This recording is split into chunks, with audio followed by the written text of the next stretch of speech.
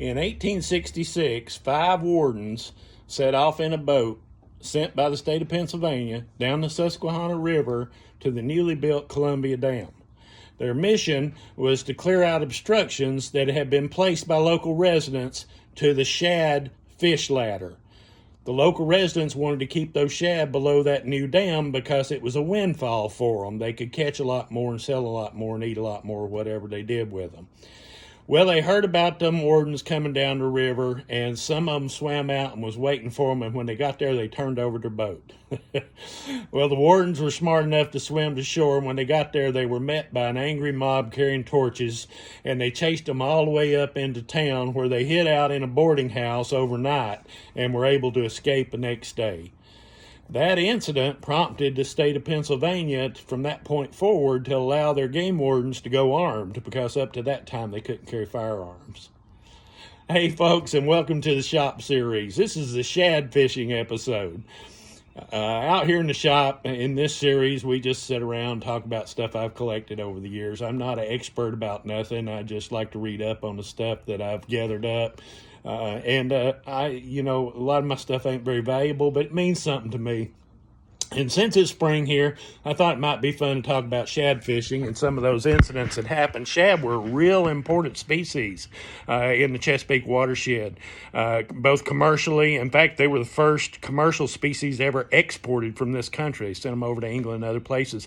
There were so many of them, so many shad. You might have heard them called the founding fish and heard about how George Washington caught them and they saved the Revolutionary War and all that.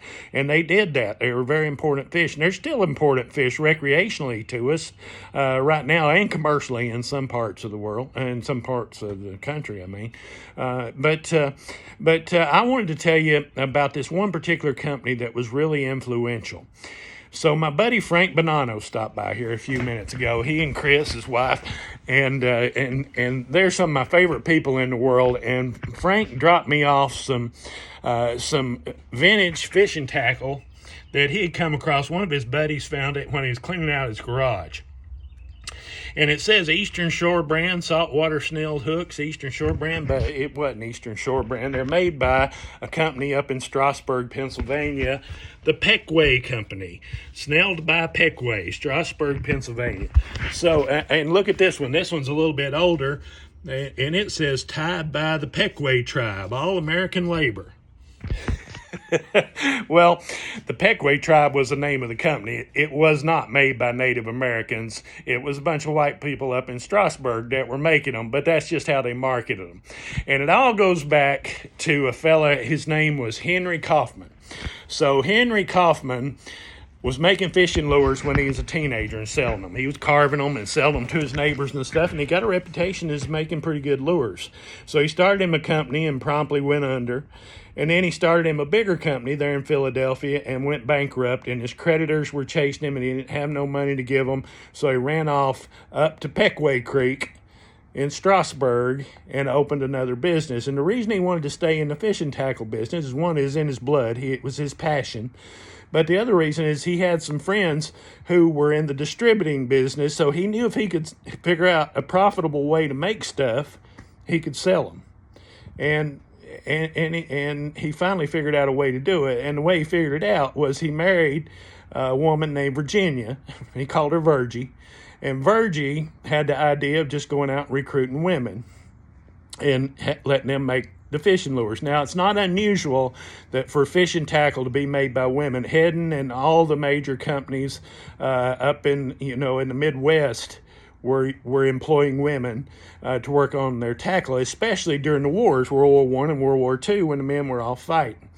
But the Pequea company was especially successful in recruiting women and having them work and making their fishing tackle.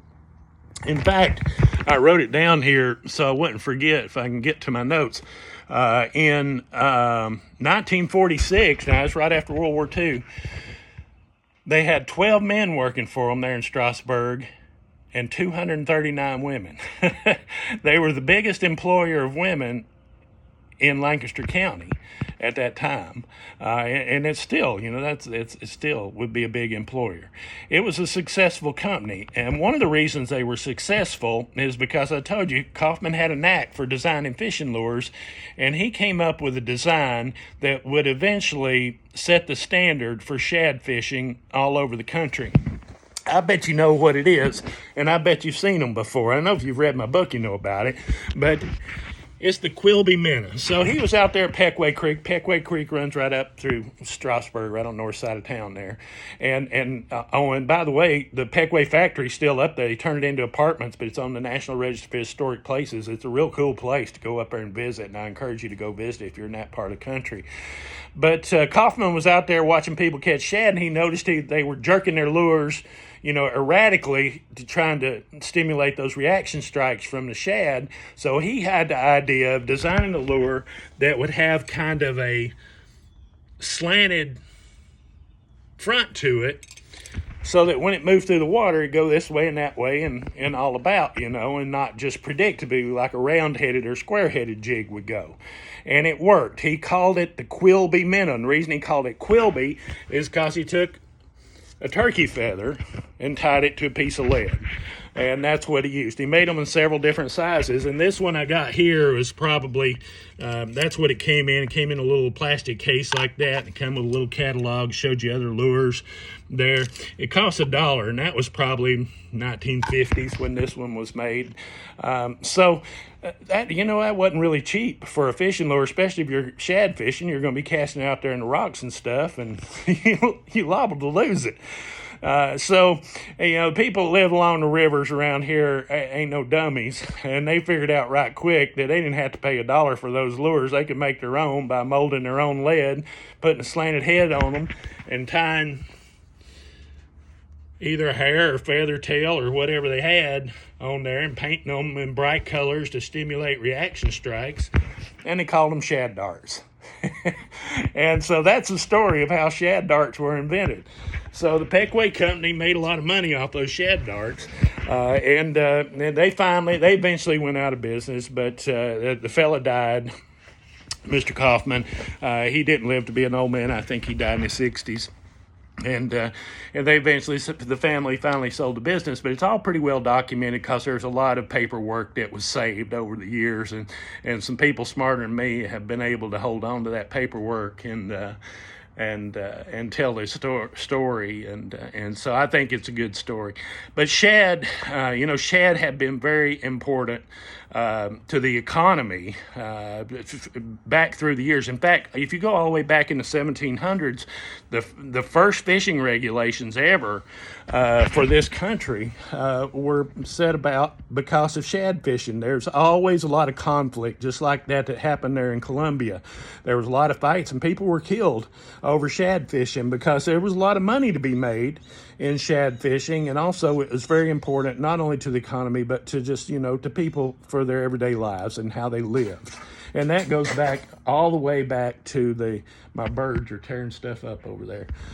That goes all the way back, to the time the Native Americans, the Pequea Indians were here, all the way back then. Shad have been real important. And so when they started building those dams along the Susquehanna, it would stop the shad. They'd mill about below the dams. Some people wanted the dams. Of course, the people upstream from the dams didn't want the dams. So they go down there and blow out the dams. And then other people would, stop up the fish ladders and stuff to keep the fish down there. And it was a big mess for a long time. In 1928, they built the Susquehanna Dam, the biggest dam on the Susquehanna River. It's just right upstream from Harb to Grace. The shad had nowhere to go after that. And for a while, they didn't go anywhere. And then finally, somebody had the bright idea, after a lot of pressure was put on, to put a fish elevator in there where they try to lift them up and raise them up over the dam, dump them over on the other side, and I guess a few shad get in there, but there ain't many. That fishery is gone above the Conowingo Dam.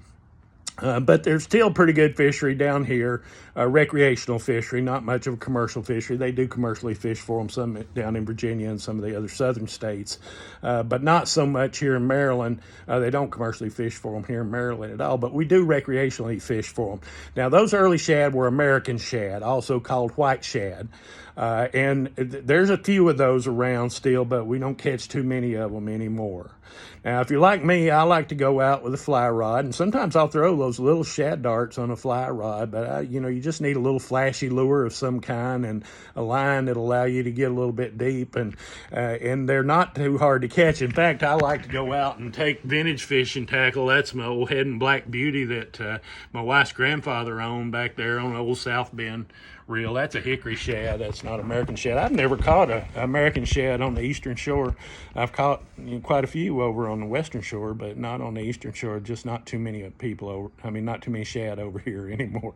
These people, but not too many shad, and so that's too bad. But at least we're enjoying fishing for them. The shad bushes are blooming. I don't know what you call a shad bush. To me, a shad bush is a forsythia bush, but I also like the red buds. That'll tell you when the shad are out there. So both the forsythias and the red buds are blooming right now. It's time to go shad fishing, so I hope you'll get out there and get after them.